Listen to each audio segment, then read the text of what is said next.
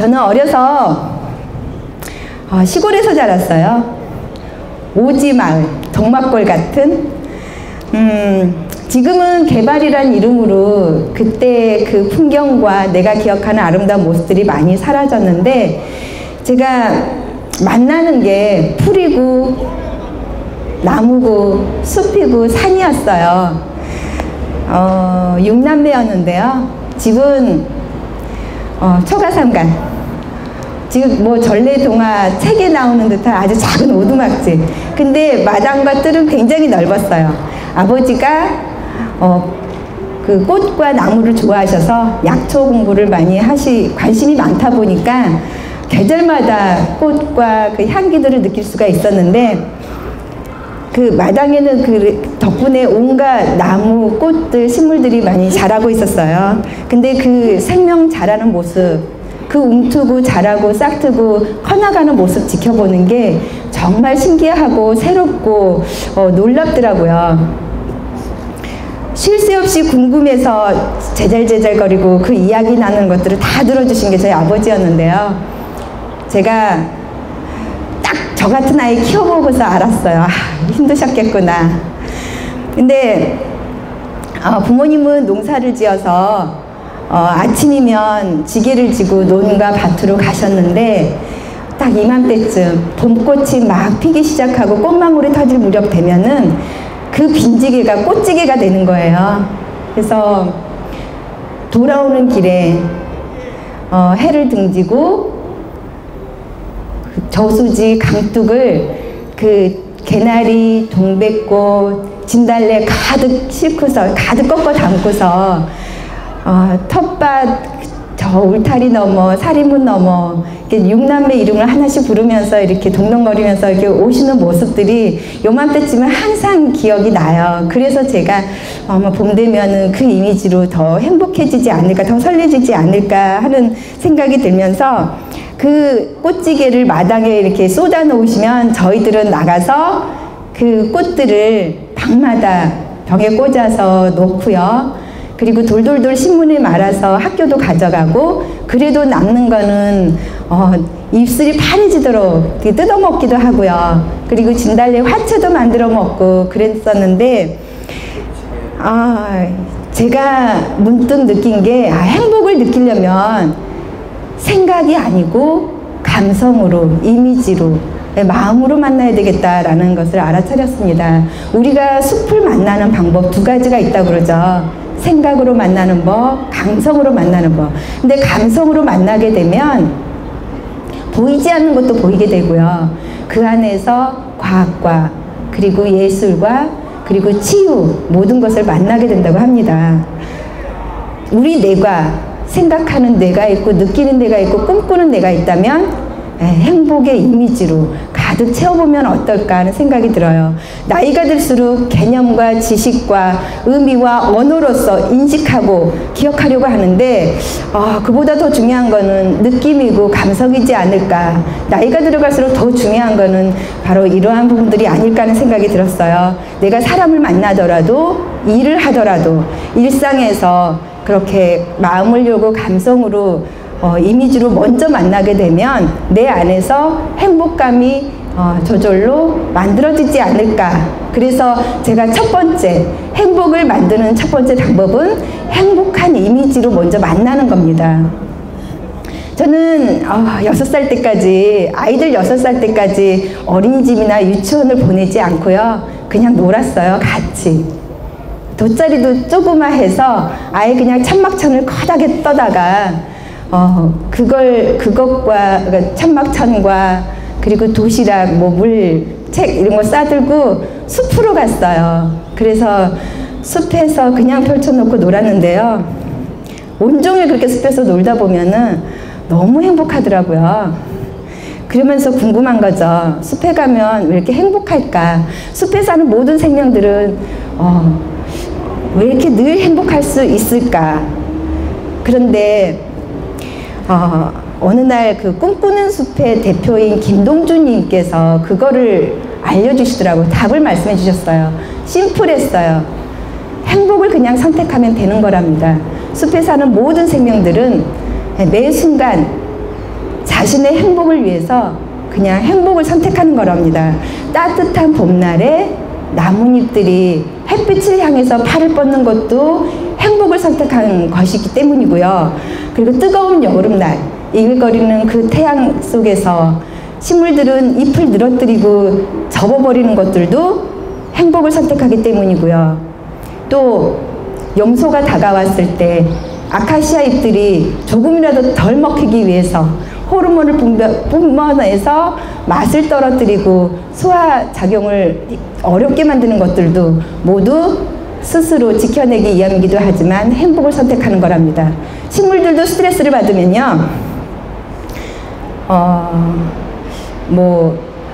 스트레스를 이겨낼 수 있는 호르몬을 분비하기도 하지만 어느 때에는 성장을 멈춰버리기도 합니다.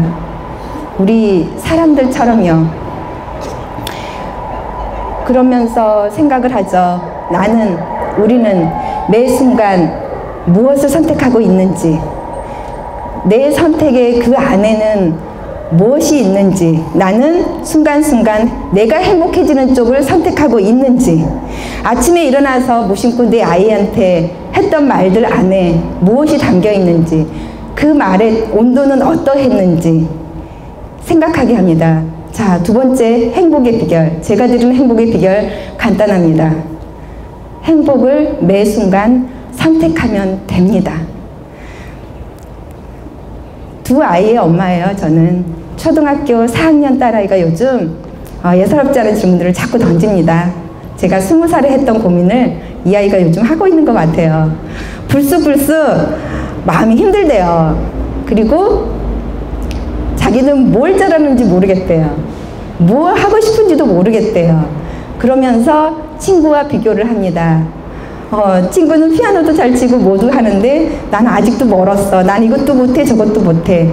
비교하는 마음 들면서 힘들어 하더라고요. 벌써 사춘기인가 저는 좀 당황스럽기도 하는데요. 아시죠? 요즘 제일 무서운 나이가 중2라고 그러더라고요. 근데 그 중2보다 그 중학교 2학년 아이들이 제일 무서워하는 게 초등 4학년이랍니다. 어쨌거나 우리 딸아이가 마음에 봄이 온 것 같아서 마음 안에 이제 막 싹트기 시작하는 움트기 시작하는 그 싹들을 다치지 않고 보호해주고 싶어서 뭘 좀 이렇게 힘나는 일이 없을까 하다가 지난 주말에 제 친정에 가는 길에 아이의 고향을 데려가 주었어요. 이사 오기 전에 살았던 곳, 아이의 툇자리. 그래서 아이와 함께 자주 갔었던 곳을 찾아가기도 하고요. 그리고 아이가 처음으로 걸음마 걸었던 곳에 가서 너의 어렸을 때 어떤 일이 좋아했었는지 행복했었는지 모습들을 자꾸 이야기해 줬습니다. 선운사도 찾아가고 아이랑 이렇게 꽃놀이 자주 즐겼던 곳도 찾아가고 꽃들이 되게 예쁘게 폈더라고요. 산수유도 피고 이제 막 개나리도 꽃망울 터뜨리고 매화도 예쁘고요. 그리고 아이와 함께 저 나무들은 어떤 재능이 있을까 찾아보기를 했습니다. 그랬더니 아이가 그래요. 꽃을 피워낼 수 있는 재능이 있대요. 그런데 모든 나무, 모든 식물들은요, 시기가 좀 다를 뿐이지 꽃을 피워내요. 그래서 제가 다시 물었어요. 보통의 식물들은 싹이 나고 잎이 나고 꽃이 피는데 뭘 듣고자 이 꽃들은 뭐가 급해서 꽃부터 먼저 났을까? 그건요, 누군가에게 도움을 주기 위한 것입니다. 누군가가 필요로 하기 때문에. 누가 필요할까요? 누구에게 도움을 주기 위해서 성급하게 꽃부터 피워낼까요? 꿀벌, 애벌레, 이유식이랍니다. 자신들이 가지고 있는 고유의 재능, 매화라던가 그리고 개나리라든가 생강나무라든가 이런 나무들은요, 이 추운 겨울을 이겨낼 수 있는, 추위를 견뎌낼 수 있는 자기들만의 재능이 있는 거거든요. 조금 있으면요, 벚꽃이 필 거예요. 이곳도 아마 벚꽃 그리고 다른 꽃향기로 가득할 거예요. 그 꽃향기, 누구를 위한 걸까요? 꿀벌들은 어떻게 알고 찾아올까요? 그리고 그 꽃이 지고 나면 잎이 날 거고요. 그 벚꽃 잎사귀를 한번 자세히 들여다보면 그 줄기 부분에 꿀샘이 있어요. 양쪽에 동그랗게 아주 작게. 자, 그 꿀샘은 누구를 위한 걸까요? 개미들에게 포도당을 포도당을 만들어주기 위해서 나눠주는 그 꿀샘인데요. 벚나무만 그런 게 아니고 느티나무, 참나무, 지구상의 식물들이 한 4.6%는 이렇게 꿀샘 또는 이렇게 별도의 사랑방을 만들어서 사랑방 손님들에게 뭔가 필요할 만한 거를 양분을 나눠주고 서로를 키워주고 있답니다. 그거를 이렇게 식물학자분들은 충영이라고 하는데요.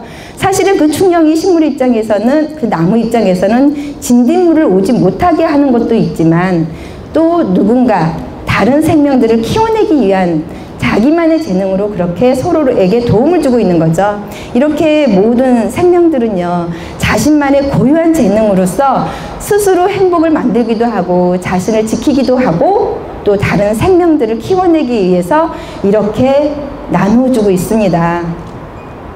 자, 기억하시죠? 탄소 동화 작용.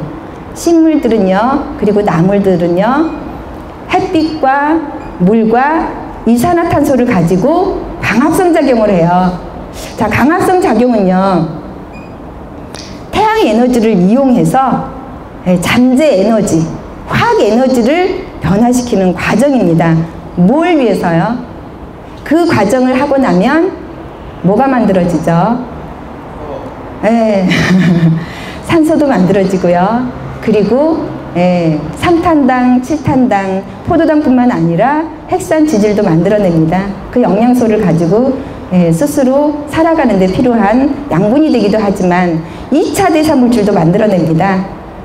우리가 요즘 한참 이슈가 되는 파이토케미칼, 치유영양소, 자외선, 햇빛 또는 해충 또는 악조건 속에서 살아남기 위한 그런 특별한 화학물질을 만들어내는데, 식물들은 이렇게 자기만의 재능을 가지고 이산화탄소를 빨아들여서 산소를 내뿜고 다른 동물들에게 산소뿐 아니라 호흡할 수 있는 산소뿐 아니라 양분을 주기도 하는데, 우리 사람은요, 우리 사람은 늘 누리고 받기만 하는 존재일까요? 저는 여기에서 우리도 사랑 동화작용을 할 수 있을까 하는 생각을 해봅니다. 내 안에서 일어나는 힘들고 짜증나고 분노, 아픔, 슬픔들을 사랑으로, 밝은 에너지로 돌려내줄 수 있지 않을까. 우리 옆에 있는 누군가가 힘들어할 때, 아파할 때, 그리고 뭔가 불편할 때 내가 가진 그런 에너지로, 밝은 에너지, 사랑 에너지로 돌려내줄 수 있지 않을까. 우리 모두 그런 마음의 힘, 사랑의 힘이 있지 않을까 하는 생각을 해봅니다. 세상은 사람만이 희망이고 저는 사랑이 그 희망이라고 생각을 합니다. 그래서 오늘 제가 여기에서 나누고 싶은 이야기, 메시지도요, 자신만이 가지고 있는 그 고유한 재능으로 아름답고 행복한 이미지를 먼저 만나고 매 순간 행복을 선택하고, 그리고 그 선택한 행복으로 나뿐만 아니라 서로에게 나누면서 함께 행복을 만들어갈 수 있으면 얼마나 좋을까. 이런 이야기를 나누고 싶었습니다. 끝까지 함께 해준 우리 동기 고맙고요. 이상 해를 품은 봄 해봄 노송이었습니다. 감사합니다.